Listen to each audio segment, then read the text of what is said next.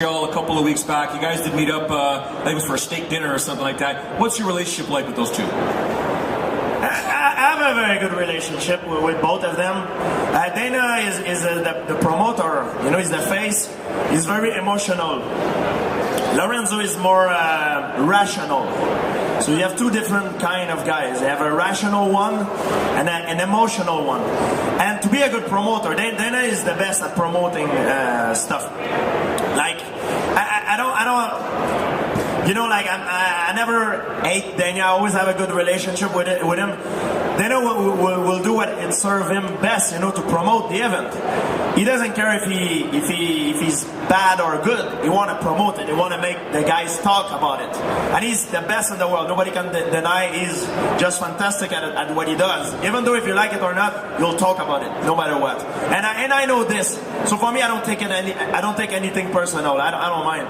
And they always been there for me. You know, I always been treated very well with the UFC, you know, like except that incident after the fight when he came out public. But he did that because that's what it served him best at the time. You know, for him, he didn't want me to leave with the belt. It didn't serve him best. So for a business perspective, you know, that's how he says, you know, and I don't have any, I don't take it personal, I'll tell you the truth. That's a night that Canadian mixed martial arts fans will never forget, because to this day, I could be pumping, you know, putting gas in my vehicle. I could be buying milk at a supermarket. When I get stopped, the questions I always get are, how's George St-Pierre? Is he coming back? Man, am I pissed off at Dana White for what he said about George St-Pierre after the Johnny Hendricks fight. People to this day have not forgiven what he did, and that was the last time we saw you compete in the octagon. Did you ever get a chance to look at that post-fight press conference? Because I remember I was at the back row underneath the cameras as it was going on, and my fellow media were looking back at me just with their eyes, and in my head I'm like, Dana, what are you doing? Just go backstage, talk to George for a second, then come out and say what you want to say. But he didn't do that till afterwards, and I think the damage was done. No. What happened after the post-fight? After the fight, I was in the locker room waiting for the doctor because I had a cut.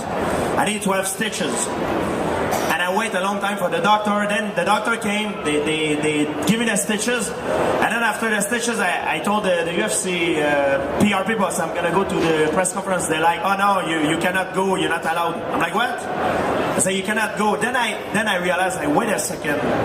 He's like, oh yeah, I cannot go. He's like, stop me to go see. Then I walk through, and they say, you cannot go. Then I walk in.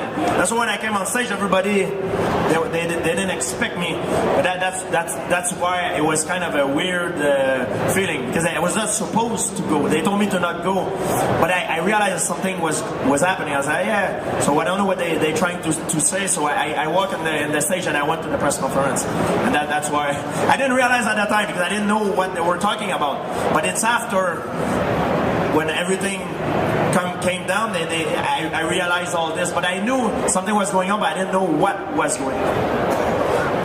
Have you ever watched that press conference again and saw what Dana, you know, was saying? I understand. Listen, we both know he's very emotional. He's very heated. He's going to say what he wants to say whenever he wants to say. But just my personal opinion, I know he regretted it. And did he ever apologize? Probably not. But No, he didn't apologize. He wanted me to be, what he said, it was smart, because he wanted to create a buzz for me to say, okay, I'll come back and I'll do it again. You know, that's what he wanted me to do. But in a scale of happiness, you know, sometimes I'm thinking about it, and one of the reasons I stopped too, on a scale of happiness, since I would say Jake Shield in Toronto, like, after I came back for Carlos Condit, I was very motivated. I was very hungry because I didn't fight. I had the hitch back. That was one of my best fights with Carlos Condit. But then after, he came back to the same. And when I fought Johnny Hendricks and Nick Diaz, I asked myself the question, if you would take a scale of happiness, who would be more happy to becoming world champion the night of the fight? Me, who gonna get the title another maybe 9 or 8 or 9 or 10 times, or the guy who gonna get it for the first time and is gonna change his life, he's gonna have the exposure, the sponsor, the money and everything. I think on a scale of happiness, the contender will be way more happy to win it the first time than me to win it a second time. So that's when I realized that I was like, you know what? I'm not very, on the scale of happiness, I don't have the same anger. In order to